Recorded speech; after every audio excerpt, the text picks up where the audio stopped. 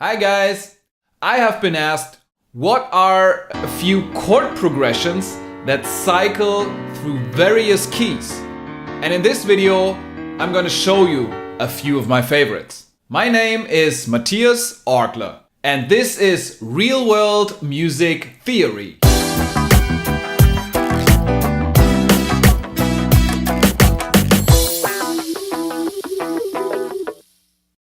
So here's the first chord progression, cycling through 4 different keys pretty organically. Listen to it.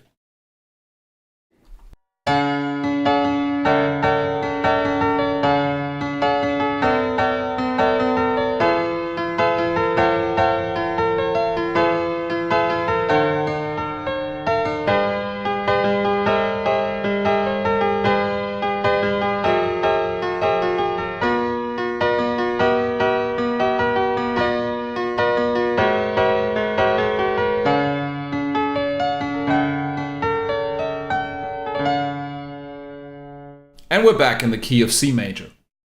And here is the next chord progression, cycling through half of the available keys, through 6 keys. It is built on a simple 2-5 progression. Have a listen.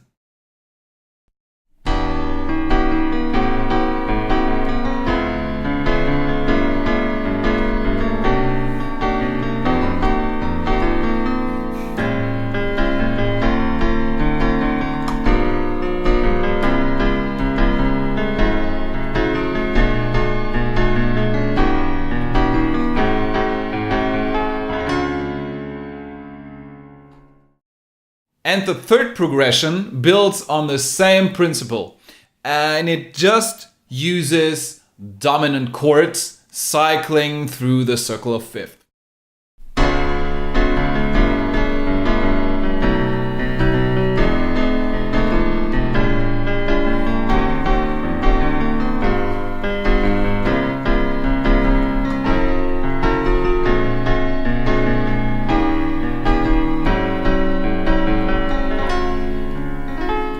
And back in C major.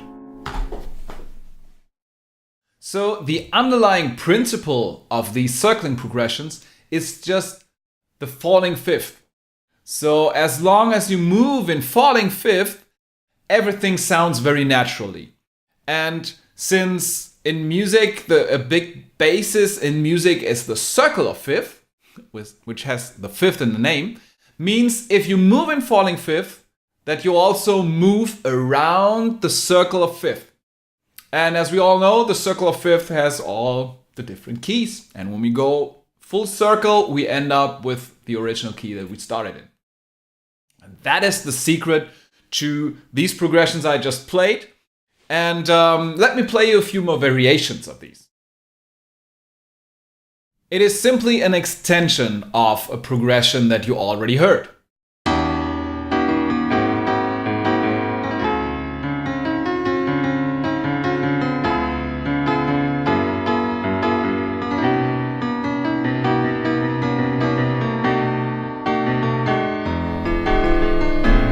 And so on, and so on. And here is another extension of a progression you already heard. You see, you can apply the principle of falling fifth however you like, and you end up with nice circling chord progressions.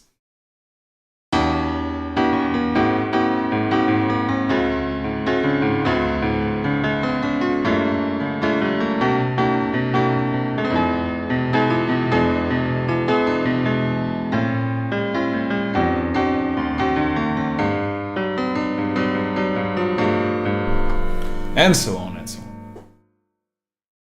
But there's another principle that you can use to create circular progressions. And this principle is less based on the circle of fifth or on falling fifth relationships, but it is more based on structure of voicings and chords. This might sound complicated, but it is actually not.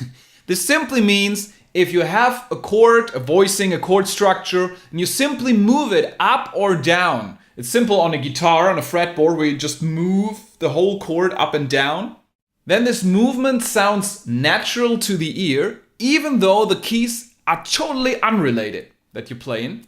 And the secret here is that the inner structure of the chord, of the voicing you play, stays the same. A prime example of this is Miles Davis' tune, So What?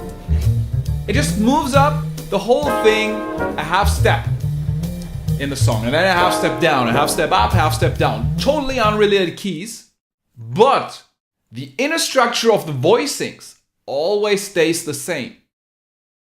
In fact, the voicings of the song So What have been so influential that musicians around the world now call these voicing structures So What chords. Now you don't have to come up with your own voicing structure, but just use the same chord, the same grip you use, and move it around your instrument, and it will sound natural. Have a listen to an example.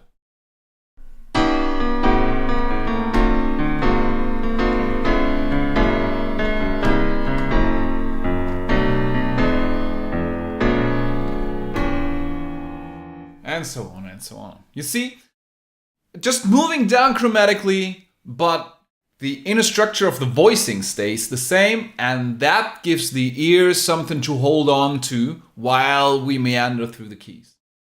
Now let's take this a bit further. Let me just take one chord and one chord structure and move it arbitrarily through different keys.